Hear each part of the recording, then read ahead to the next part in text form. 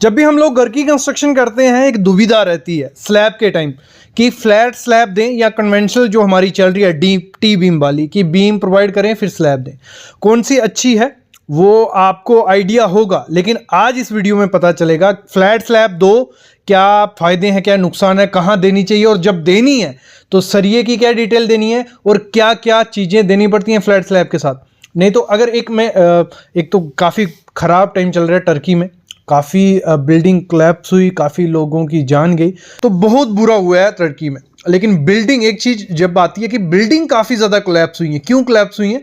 Proper मैं बोलूँगा design नहीं था, प्रॉपर जो सिस्मिक रिइंफोर्समेंट प्रोवाइड करते हैं वो नहीं था, और जो हम पैसा बचाने के चक्कर में रहते हैं, जहां हम 20 लाख खर्चा करते हैं वहां 1-2 लाख जब बचाना चाहते हैं और मतलब हम स्ट्रक्चर से खिलवाड़ कर देते हैं, वो खराब चीज़ है। वो बाद में इन्वायरमेंट हार्श होने वाला है। जैसे मैंने पहले भी आपको कहा, कभी भी स्ट्रक्चर के साथ मत खेलो।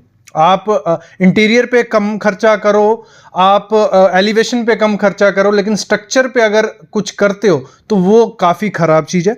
तो आज कंप्लीट डिटेल हम बात करने वाले हैं फ्लैट स्लैब और टी बीम स्लैब के, जो कन्वेंशनल स्लैब रहती है, और काफ़ी चीज़ें इसमें बात करेंगे। तो शुरू करते हैं आज का वीडियो। तो सबसे पहले मैं आपको बताऊं जो हमारा दोनों का कंपैरिजन करते हैं। पहले देखो, जो फ्लैट स्लैब हम प्रोवाइड करते हैं पहले वो समझ लो, जिसमें हम कोई भी बीम जो आपका होता है वो नीचे नहीं दिखता है, पूरी फ्लैट रहेगी हमारी स्लैब। नीचे आपकी जो डेप्थ रहेगी रूम की वो प्रॉपर आपको पूरी डेप्थ मिलती है, 9 फुट या 10 फुट जितनी रखोगे उतना मिलेगा, क्योंकि बीम नीचे आएगा ही नहीं।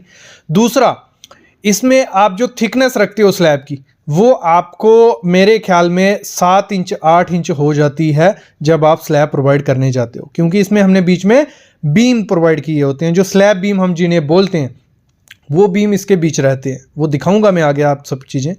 तीसरी चीज़, इसमें शटरिंग का खर्चा हमारा बच जाता है, क्योंकि अगर हम दूसरी टी बीम प्रोवाइड करते हैं वहाँ हमें बीम के लिए शटरिंग नीचे करनी पड़ती है, उसमें टाइम जाता है, पूरा प्रोसेस जाता है उसमें, तो इसमें आपका शटरिंग का खर्चा बच जाता है।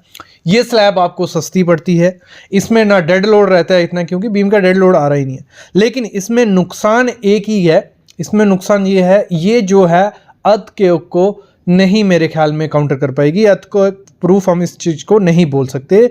और इसमें वाइब्रेशन रह सकती हैं, अगर आपने डेप्थ प्रॉपर नहीं दी स्लैब की तो आप जब छत पे चलोगे तो वाइब्रेशन होंगी, क्योंकि स्पान बड़ा होगा और इसमें ना आप स्पान बड़ा रख सकते हो, काफ़ी चीज़ें इसमें रहती हैं फ्लैट स्लैब में। लेकिन एक चीज़ है, इसका खर्चा बचता है। जब आप फ्लैट स्लैब प्रोवाइड कर रहे हो तो आपको ध्यान क्या देना है, आपको 3 चीज़ें प्रोवाइड करनी होती है। 3 नहीं भी करोगे, 2 चीज़ें तो प्रोवाइड करनी है। जैसे आप सामने देख रहे हो, ये होता है ड्रॉप पैनल, और कैपिटल या कॉलम हेड भी बोलते हैं। जैसे ड्राइंग में आपको सामने दिख रहा है, बुक है, एक बुक से मैंने ये पिक ली थी, ये सामने एक पिक भी आपको दिख रही होगी जो साइड पे भी प्रोवाइड की है। देखो इसका फ़ायदा क्या होता है, जो हमारा अगर आप जो कॉलम कैपिटल है वो नहीं प्रोवाइड करोगे, कॉलम कैपिटल क्या होगा, जितना आपका कॉलम आ रहा है नीचे से तो ऊपर उसका थोड़ा बहुत साइज ऑफसेट किया होता है 50-50 mm दोनों तरफ की, उसमें सपोर्ट रहे, ठीक है। और जो मेन चीज़ है वो है ड्रॉप पैनल, जो हमारी थिकनेस ज़्यादा होती है कॉलम के चारों तरफ वो रहेगी। तो होता क्या है, पंचिंग शेयर भी बोल सकते हैं इसको, पंचिंग शेयर फेलियर जो रहता है कि आपका जो कॉलम अगर लोड आएगा तो ऊपर उस यहाँ से फेलियर हो सकता है, क्रैक्स आ सकते हैं। तो उसको काउंटर करने के लिए आप अगर फ्लैट स्लैब दे रहे हो तो ये चीज़ प्रोवाइड करो, ठीक है। ऐसे तो मैं बोलूँगा फ्लैट स्लैब मत दो, क्योंकि थोड़ा बहुत खर्चा जाता है उसमें, तो उसमें स्ट्रेंथ बन जाती है स्लैब की। अगर फ्यूचर में एक्सटेंशन भी करते हो कोई दिक्कत नहीं रहती है। और अगर फ्लैट स्लैब प्रोवाइड करते हो, जब एक्सटेंशन करनी पड़ती है फिर हैच बीम देने पड़ते हैं। हैच बीम से क्या हो रहा है, कुछ ज़्यादा इतनी स्ट्रेंथ नहीं आती, बस उससे डेड लोड बढ़ जाता है। और जो हैच बीम बाद में प्रोवाइड करनी है, इससे अच्छा आपने स्लैब में टी बीम प्रोवाइड करो, प्रॉपर से करो, कोई दिक्कत नहीं आएगी। अभी आते हैं हम टी बीम वाली स्लैब। जो देखो ये जो टी बीम वाली स्लैब रहती है इसमें बहुत सही तरीका है, पहले हमारे पूरे बीम अब डिसाइड किए जाते हैं, पूरा डिज़ाइन किया जाता है, बीम प्रोवाइड किए जाते हैं। भले डेप्थ कम दो आप, लेकिन इसको प्रोवाइड करो।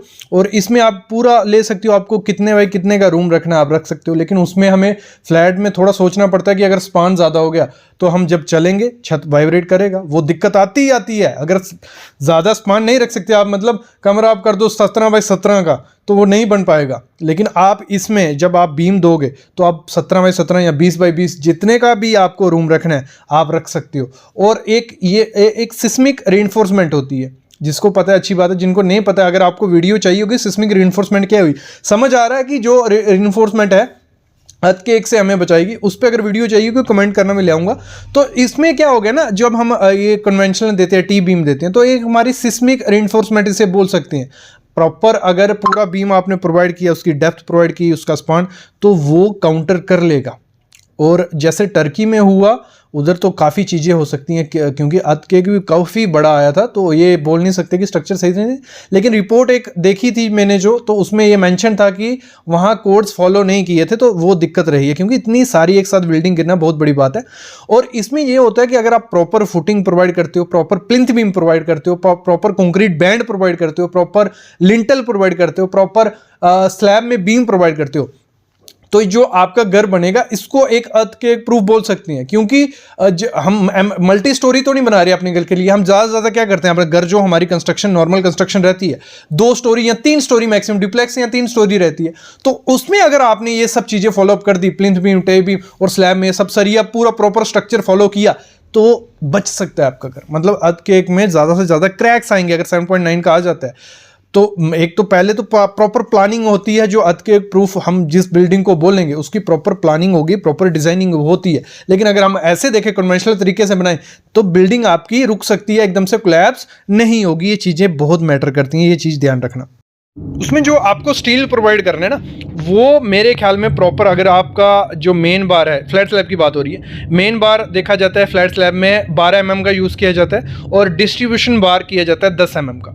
वैसे ही अगर हम टी बीम वाली जो स्लैब रहती है, वहाँ पे 10 mm मेन बार रहते हैं और 8 mm हमारा स्टील का रहता है, तो वहाँ खर्चा बराबर हो जाता है। इन चीज़ों में देखा जाए तो खर्चा बराबर हो रहा है आपका।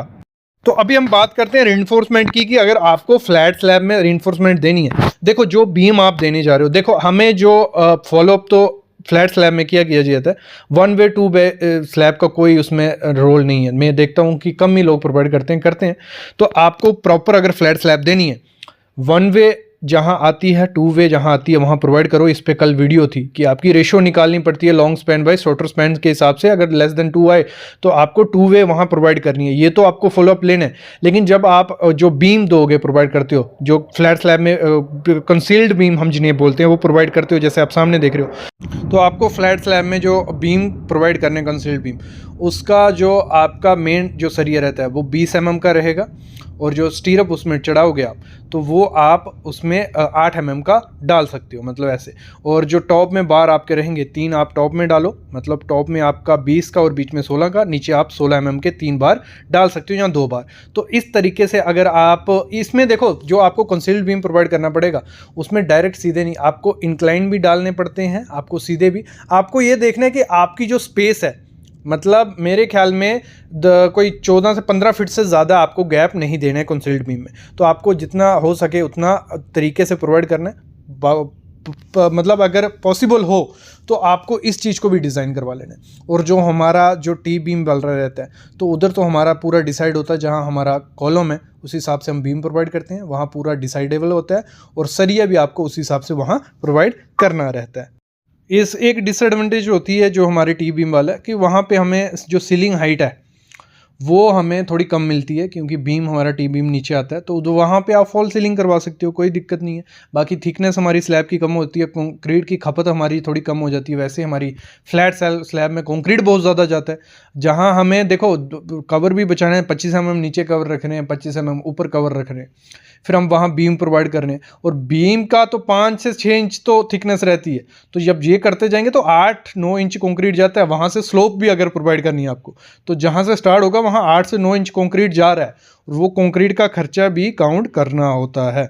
और मैं लास्ट में एक ही चीज़ कहूँगा, अगर आप अपने घर में स्लैब प्रोवाइड करवा रहे हो तो प्रॉपर टी बीम प्रोवाइड करो, और फ्लैट स्लैब की तरफ मत जाओ, क्योंकि लमसम अगर लास्ट में एवरेज निकालें तो खर्चा सेम ही पड़ जाता है, कोई उसमें खर्चा नहीं बढ़ाता है। जैसे मैंने स्टार्टिंग में आपको कहा कैसे हम घर के स्लैब में खर्चा बचा सकते हैं, तो फ्लैट स्लैब में थोड़ा बचेगा 5 से 10%, लेकिन एक उसकी स्ट्रेंथ कम हो जाएगी। तो अभी मैं अलविदा लेता हूँ, लेकिन ऐसी वीडियोस आपके लिए लाता रहूँगा। आई होप आपको थोड़ा बहुत क्लियर हुआ होगा।